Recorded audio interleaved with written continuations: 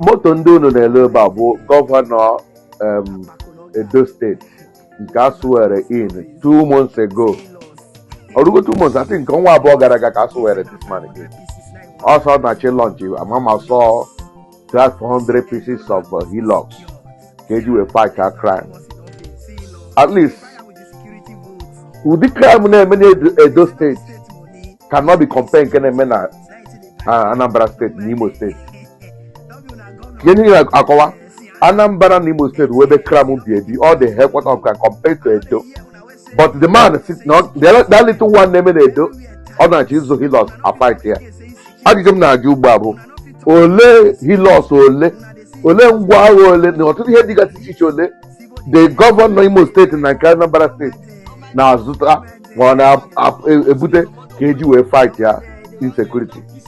Keruzu hasha bambo iji we sona ebubu mmadụ ịkwafọbara kwụsịrị. Unu hụrụ ihe mere n'ọsụ. Ndị gọvanọ anyị nwe ihe gbasara ha ọwụ na-ekpori ndụ otu ahụ dia president ishiri na-azụ private jet aga France ehi ụra eteta obodo ndị ọzọ meziri ya gabiri ebe a bụ dia president. Otu akwa gọvanọ sara na-arụ ndaghị chikwabiri ebe a na-agụ awụ na-ekpori ndụ. Lee na ụgbọala under 2 months dem say go there. But the police were never have Hilux before as one that. But I want something. I want the APC government or Nigerian leaders, Nigerian leaders get a change of man. Can you stop for ego this Hilux and Naka Roches Ghana motor or Naka innocent? Agaz here. Give me a one Igbo. But I want to go where this Hilux are now. Then go take a supplier one hand. And when anything the mother of blood you about it. Dangote get supply here. But not only when I remember now, we are all fake call. I need it here. Tomorrow I will say I want Nigeria. Put in your now because I will learn governor Imo State. And when the video I'm on, learn the video. All about Neporindo, learn the video. I don't Neporindo. Now I'm gonna buy good flavor now. But I'm able to the madness. A court to carry come pump baby. Galleque will follow with the above channel on this dog, some part of other dog. Gasa dog Kigwe, insecurity. Outside the governor name the army, Adebu. Ndi also may we be her. Ekelen Chineke na video horror Nonso Nkwa mere. Ima Nonso Nkwa before every time on idea cover I today Fulani na aro. Picture of the map. I so when I bomb on here. Mana ya na-adị nke ọ ga-asị ọ narị ndị Fulani na-akpa arụ a ụmụ Igbo sokwa na-akpa arụ a n'ala Igbo ụfọdụ ụmụ Igbo ka akpa arụ 70% ndị na-akpa arụ n'ala Igbo Imo State na Anambra ọwụ ụmụ Igbo 70% of them according to statistics ọwụ ụmụ Igbo indigene so ọwụ Igbo la n'ihu anyị na-arịa si ọwụ ozi Fulani so Nonso Nkwa o bịara ebe kwuwa anyị n'eze wara awa si ndị ọzọ ya mere n'ọsụ na ọnwụ nwa ọsụ mere ya ezekwa ọbịa gbakwunye aga akpọwa ndị Ebubago aga akpọ ndị Fulani aga akpọ ndị IPOB mama na-ajụ ndị a na-egbu ụmụnne ha fọmụrụ gang eludi gang ha fọmụrụ elee uru ha ritere na ndị egburu ọwụzi nke kidnapụ nara ego gị hụ nwanne gị gị gbafugbu shie ya gị muvuo otu a ndị Fulani na-echeme ndị Boko Haram cheme ọhịa na-emezi n'ala Igbo ala Igbo awụrụla ala ịkwafu ọbara the land of terror ka m hapụ unu ka ogunugeregoro olu Nonso Nkwa mara ihe o kwuru gbasara arụ abịrị n'Ọsụ mana ka ihe ndị a niile na-eme ndị gọvanọ unu na-agbarawa egwu na-eselebreti ekwu eme square eselebreti ihe rubbish things ihe nwere ihe kwesịrị ịwụ priority ndị na-awụ insecurity Jagaban president unu bịara na Enugu o nwere ihe ọzọ ga-ediskọs na awụghị ikwu okwu ka e release na ka lee ma ndị mmadụ na-eji aha ya akpaghara ga-akwụsị mana ndị mmadụ bịara mental health meeting onwe ga-akpọtara aha irelease na ndị ka n'ihi na insecurity agbasa ha they are well protected enwere ha nchekwa ha ndị na-enweghị nchekwa bụ mmadụ ndị na-enweghị ego onwe ihe ji eme mana oriri oge vote ụnụ achọwa ha eruru ego wezu na-agwa ha ga butere unu ballot box ha adịrịkwa so foolish na-aga ebute ballot box bugoro unu arigoro unu rigozi unu achị aha waka don't worry ikpe anyị na unu nọ n'iru Chineke Get voice note Nonso Nkwa Kambia Chukwa. Adema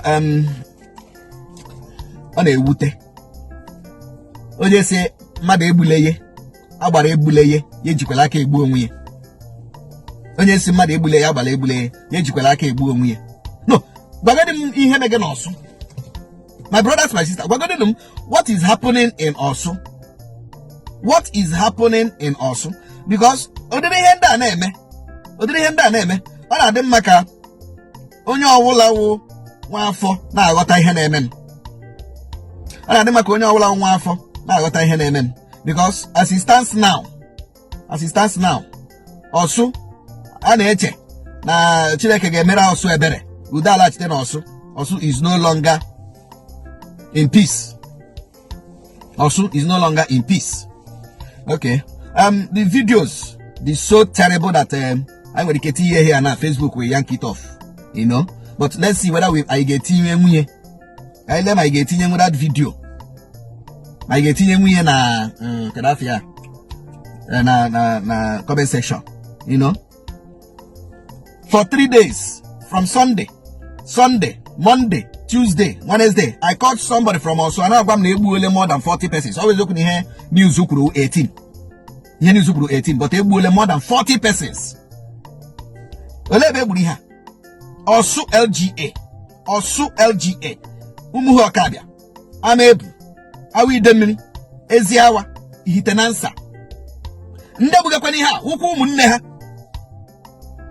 Ndebuga ha. Wuku umunne ha. Ka wuzi Fulani herdsmen. Nka wuzi ndugu. Amami na agota. Ka wuzi unknown gunmen. Ka wuzi ESL. Ka wuzi IPOB. Ka wuzi this. Ka wuzi that. Ọkụ ụmụnne ha ndị Ọsụ gbuge ndị Ọsụ. Ndị Ọsụ gbuge ndị Ọsụ. And I was asking myself, how did Ọsụ end up like this? A once peaceful community, a once peaceful, quiet, serene community. Udo na-achị. Ịhụnanya juru everywhere. If you go to Ọsụ back then, you can get outside on 10 p.m. Very peaceful community. What happened? What changed? Give me misery. That is when we allow ourselves to be deluded. When we allow ourselves to be, how do I put it? To be deceived.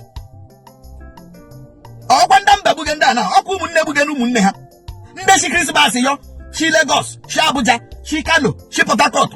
Show where la kahala Christmas na beha na Ọsụ, kahala Christmas na beha na Amebu, awi Demili, kahala na beha na Eziawa, kahala ni Ihitenansa. Ụmụnne ha si na ha nọ n'ime ọhịa abịa n'abalị. Ebe ndị mmadụ nọ na-eme enjoy New Year. Were mma. Were onye ike mpewa ka epewa ga mmadụ. Ọ wụdị na-agbaga egbe. Mpewa. If you see the pictures, you will cry. If you see pictures, you will cry. You know? Now, one of them. Let me play the voice first. Ima ihe ji wee kpọọ masị bụ na m na-ekwukwa n'otu si wee hụta ya. Enwere ike how times nweta ya nwere owu eziokwu. Mana ana m eche na mgbe ụfọdụ eziokwu niile eziokwu na-agba agba. Unu nụrụ ka o kwuru na ọ ụmụnne ha ndị bi n'ime ọhịa. Ajụjụ m na-ajụ, kedu ụmụnne ndị ahụ bi n'ime ọhịa? Eche m nwere group of people nọ n'ọhịa ndị bi n'ime ọhịa na-achụ ndị Fulani. Na ndị ahụ na-achụ ndị Fulani ahụ na nwee Fulani nọ n'ime ọhịa ha patazi na-egbu ụmụnne ha n'ime Ọsụ. Nke pụtara ndị ahụ ọsọ ọgbụkwa ha na-egbu ya ọha nwa na-egbukwe. Unknown gunmen or men unknown. And then the unknown gunmen na unu makwa ha. Jishi n'ike ka a gwa onwe anyị eziokwu ka arụ apụọ n'ala Igbo. The mind na-ekpuchi a particular group. I guys ha dị aka ha dị ọcha na-akpọ a particular group na-egbunu.